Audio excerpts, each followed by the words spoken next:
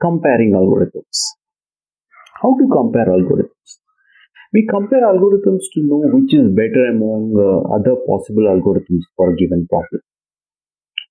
Why we compare algorithms? We know that for a given problem, there could be multiple algorithms, and we might be always interested to find and use an algorithm which is better than the alternate approaches for the given problem. But what does it exactly mean to compare algorithms? Algorithms are generally compared on two aspects. So when we say we are comparing two algorithms, what we do is we are comparing two algorithms on two aspects. These two aspects are time taken by it to completion and space taken by it to completion. So when we say time taken by it to completion, it's nothing. It's a measure by which we estimate what could be an approximate amount of time an algorithm would take to successfully complete its execution. And when we say space storage, we talk about roughly the amount of space the algorithm requires so that it can complete its execution successfully by generating the output. So if you want to compare two algorithms, compare on these two aspects. So now, how do we compare? Or how do we exactly calculate the time taken by an algorithm to its completion? Do we use timer? Is it that easy? No. We cannot directly use the timer approach where we execute an algorithm and we use a timer to note down how many seconds it took. You know why? We can't use the timer? Because when you run your algorithm on a computer, it is nothing but it is a time taken by your computer to run on a machine with specific configuration. So technically speaking, if an algorithm takes say X seconds on a machine with 4 GB RAM and 2 GHz single CPU, can we comment on, or can we say, does it take the same amount of time to complete its execution on a 8 GB RAM, 3 GHz CPU? No, obviously the 8 GB RAM and 3 GHz CPU is faster than the 2 GHz. So obviously the algorithm should take less time. So this convincing point where we can argue that using timer would not be a right way to measure the time taken by an algorithm to its completion. But why? As we were discussing, time taken by an algorithm also depends on size of input, and across multiple runs of an algorithm, it is not necessary that in each run of algorithm it would be processing the same input.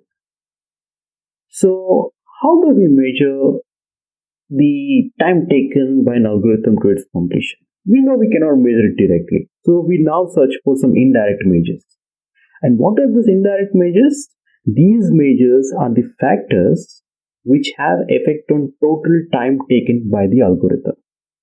So what are those factors? The number of instructions to be executed in an algorithm. They decide how much time this algorithm going to take to complete. At the same time, the size of input to be processed by the algorithm also decides how much time the algorithm will take to complete its execution. So if you look at these two factors, they are somewhat related.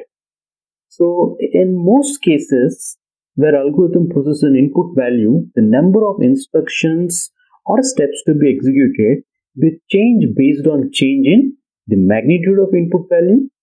For example, the number of multiplication operations to be performed in calculating factorial of a number.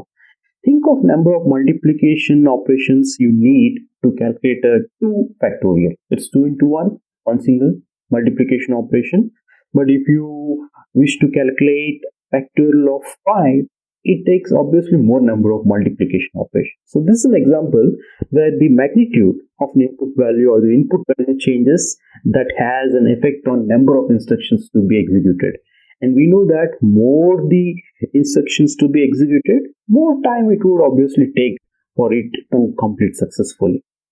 The second is the size of input values. I mean the number of inputs to process by the algorithm. also has an effect on number of instructions to execute.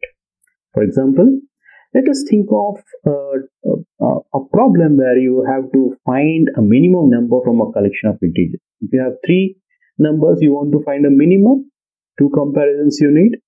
If you have a set of 10 numbers, you want to find a minimum number among it. Obviously, you need more comparisons. If you think of one comparison in an instruction, you can easily see that as the number of input values to process increases, the number of instructions also increase, which in turn directly affect the time taken by an algorithm to complete successfully.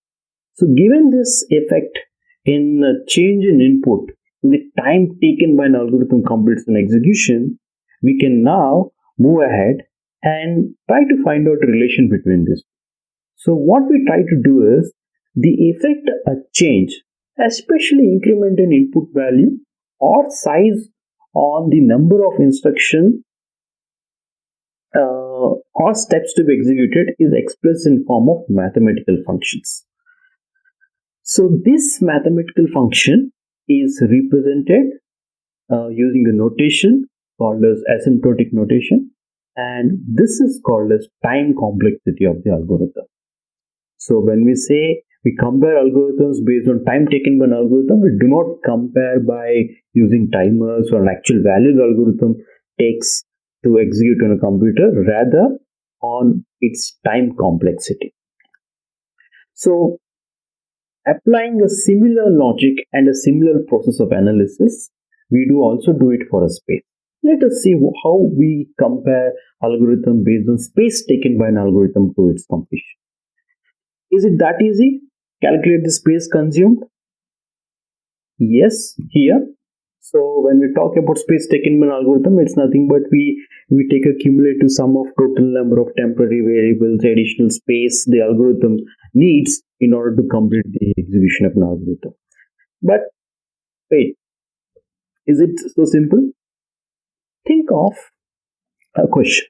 Does a change in input value or a size affect the amount of space required by an algorithm? Yes, in most cases. So the way we have modeled the effect of change in input value on a time taken by an algorithm, we model the effect of change in input or the size of input on total space required by an algorithm into a mathematical function. And that mathematical function we once again represent it as an asymptotic notation in asymptotic notation, and we now call this as space complexity of the algorithm. So what is asymptotic notation? It's a standard way to denote compare functions and represent a growth rate of functions, which we'll be seeing in the coming series of videos. What exactly it is, how do we express it, what are the types of it, and how does it actually capture the time complexity and space complexity of the algorithm. So in short, how to compare algorithms? Algorithms are compared on two aspects: time taken by it to completion, which we model and call it as time complexity of algorithm, and we express this using asymptotic notations. Similarly, in case of space taken by it to completion, we call it a space complexity of algorithm, and we express it using asymptotic notation. So that's it for this video. Thank you.